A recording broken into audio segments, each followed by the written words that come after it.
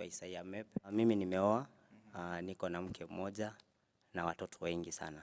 Mimi ni Mkristo, dini langu ni la kanisa la KAG. Kuna wakati mtu atakualika na akatai kukulipa chochote. Mimi ni mtu ambaye nimeokoka, ninampenda Yesu.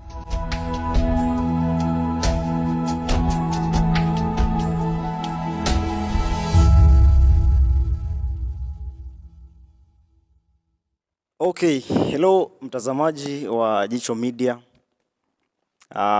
Ni siku ingine ambaye Mungu ametuwezesha. Leo mbele yenu niko na msanii mkubwa, msanii tajika ambaye nimewaletea ili atueleze safari yake ya muziki. Ninachokuomba usisahau kusubscribe, usisahau kulike na kushare ili wenzako pia waone kazi nzuri ambayo tunaifanya. Mambo vipi bro? Safi sana bro. Uko poa? Nashukuru. Swali la kwanza kabisa, unaitwa nani? Kwa majina naitwa Isaiah Mep, mwimbaji wa nyimbo za Injili. Majina kamili ni Isaiah Mep, kila mtandao wanakuita hivyo? Ndio, kwa kila mtandao naitwa Isaiah Mep, YouTube naitwa Isaiah Mep, kwa Facebook naitwa Isaiah Mep, ama Sesei Isaiah, TikTok naitwa Isaiah Mep. Isaiah Mep, tunaanza na hapa, wewe ni Mkristo ama ni Muislamu ama ni mpagan? Unaweza tuelezea kwa ufupi? Nashukuru kwa swali hilo. Mimi ni Mkristo. Mimi ni mtu ambaye nimeokoka. Ninampenda Yesu. Dini langu ni la kanisa la KAG. Kwa hiyo wewe ni wa KAG? Ndio. Swali langu la kwanza kabisa, Isaiah Mep, wewe umeoa ama bado uko single? Mimi nimeoa, niko na mke mmoja na watoto wengi sana. Watoto hawahesabiki? Watoto ni wengi. Okay, swali la pili, Isaiah, tunataka utuambie ulianza lini muziki na ulianza kuwaza lini kwamba unataka kufanya muziki? Muziki nimeanza muda mrefu. Wakati nilipokuwa mdogo nilikuwa ninapenda kuimba sana. Praise and worship nilikuwa naimba kanisani. So nilianza kitambo. So ulianza kitambo? Ndio. Tupe uhakika kabisa wa mwaka ulioanza. Kuanza kurekodi nyimbo nilianza mwaka wa 2020. Ndio nilianza kurekodi nyimbo yangu ya kwanza. Hebu tuambie studio yako ya kwanza kabisa kwenda ilikuwa ni studio ipi? Mara ya kwanza nilienda studio ya Michuki ambaye ilikuwa pale Kimana. Sijui kama bado iko Kimana kwa sasa, lakini ilikuwaga Kimana wakati hiyo. So nilianzia pale. Hebu tupe historia kidogo. Ulivyoingia studio ulifeel aje ama ulijisikia aje? Kwa kweli, kwa kila mtu ambaye hajawahi enda kwa studio kwenda kuimba, unapofika katika studio lazima kwanza utakuwa na mshtuko fulani. Lazima kwanza utakuwa unashtuka, hujui utaanzia wapi. Lakini nashukuru Mungu kwa sababu nilipoenda kwa studio nilikuwa sina uoga. Nilikaa kama msanii wa kawaida tu. Nilienda pale, niliimba, nilijipata kwamba nilikuwa sijasahau kile nilichokuwa nikienda kuifanya. Nilikuwa ninaifahamu vizuri sana. Ndipo Mungu akanisaidia nikaweza kurekodi nyimbo hiyo. Studio yako ya kwanza kabisa ulilipishwa pesa ngapi kurekodi wimbo? Haikuwa pesa nyingi, lakini pia wakati hiyo ilikuwa sio pesa kidogo. Maana wakati inaenda ikibadilika. So ilikuwa ni shilingi 3,500. So haikuwa pesa nyingi vile. Kwa hiyo kupatana na broker kwenye sanaa yako? Nashukuru Mungu sikupatana na broker, japo nilitaka watu wengi sana, niliorganize watu wengi sana wanipeleke kwa studio. Lakini nikahepana na wengine kwa sababu kuna wengine nilisikia sifa zao sio nzuri. Mwingine anakupeleka kwa studio, anaenda kuifanya ile wimbo kama ni yake. Mwingine mnaenda kwa studio, anakuwa sasa voice nyingi ni zake sasa. So unakuta kwamba na kubackup, lakini nakuta kwamba ile wimbo imekuwa ni kama yake sasa. Hadi unakuta mahali hata jina lake lipo katika lile wimbo. So nikakuja nikapatana na mchungaji mmoja ambaye ninampenda, ni rafiki yangu mkubwa sana, ambaye ndiye alisababisha mimi kwanza kuwa mwimbaji. Kwa sababu nilikuja tu nikampata, nikaongea na yeye vizuri, tukaelewana, akaniambia atanipeleka. Na ninamshukuru sana mahali popote alipo. Akiona clip hii katika studio hii ya Jicho TV, ajue kwamba bado niko na shukrani nyingi juu yake.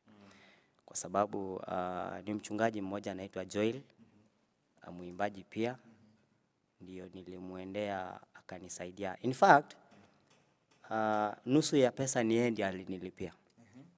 Nilienda pale nikiwa na pesa kidogo, ambazo tulipofika pale zikawa hazitoshi. Lakini nashukuru sana huyo mchungaji kwa sababu ameweza kunisaidia na akanilipia nusu ya pesa ambazo zilikuwa zimebaki. So namshukuru sana. Producer alikupokea kwa njia ipi? Kwa sababu ukiangalia maproducer wengi hawa beginners wakienda studio wanapokelewa na kelele mingi, unapigiwa, una panic. Hebu tuelezee producer alikupokea vipi? Ama kweli ni kawaida kuambiwa vile utakavyoimba vizuri. Ni kawaida producer kukuambia simamisha hiyo maana hujafanya vizuri, inabidi ufanye hivi. Lakini kwa yeyote anayeelewa, anajua kwamba vile anavyokuongelesha, anataka kwamba ufanye kazi nzuri. Kwa hivyo kama vile mimi nilikuwa nikiongeleshwa, sikuwa nahisi kama ninafokewa kwa njia moja ama nyingine. Hajaniongelesha lugha mbaya, ameniongelesha lugha nzuri kwamba usiimbe hiyo, imba kwa sauti, hiyo inaeleweka. Kwa hivyo mimi sikupata challenges kama hizo za kukemewa, sikukemewa. Niliongozwa vizuri tu kama vile inavyofaa, imba namna hii, inua sauti, hivyo. So alikuwa producer mzuri sana. Yeah. Tuachane na vile ulianza muziki, tuachane na hapa kwa studio, tukuje maisha halisi sasa unayoishi. Tofauti na muziki, unajishughulisha na kazi ipi?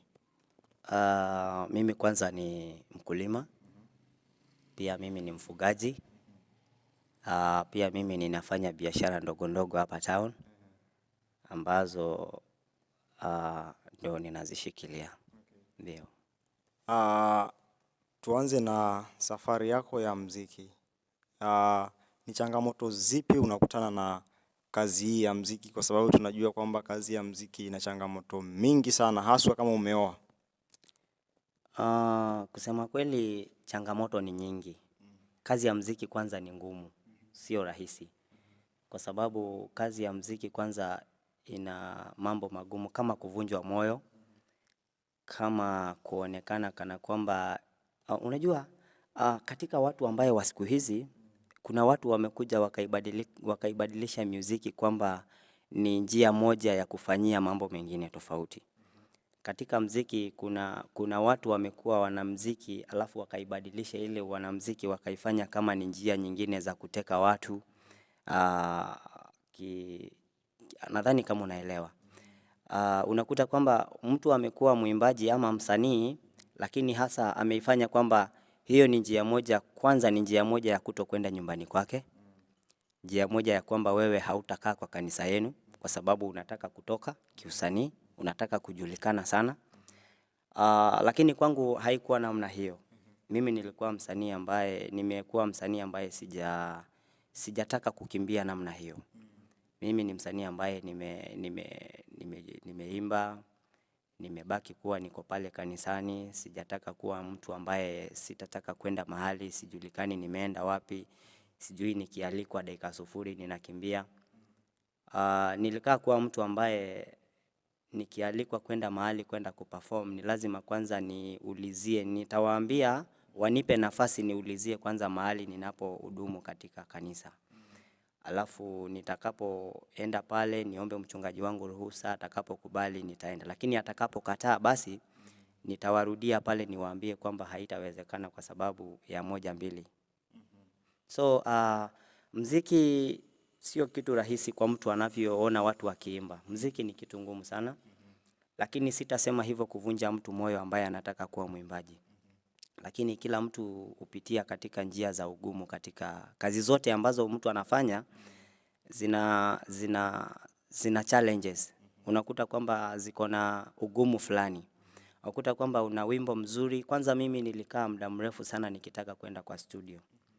Lakini inafika kila wakati unakusanya pesa zinatoshea. Lakini saa zile unataka kesho kwenda studio, kitu kidogo kinatokea. So inakuvunja moyo, unashindwa kwenda. Ile pesa unatumia na nini? Unatumia pale. Nakumbuka siku moja niliziweka pesa mingi mpaka ikafika 12,000.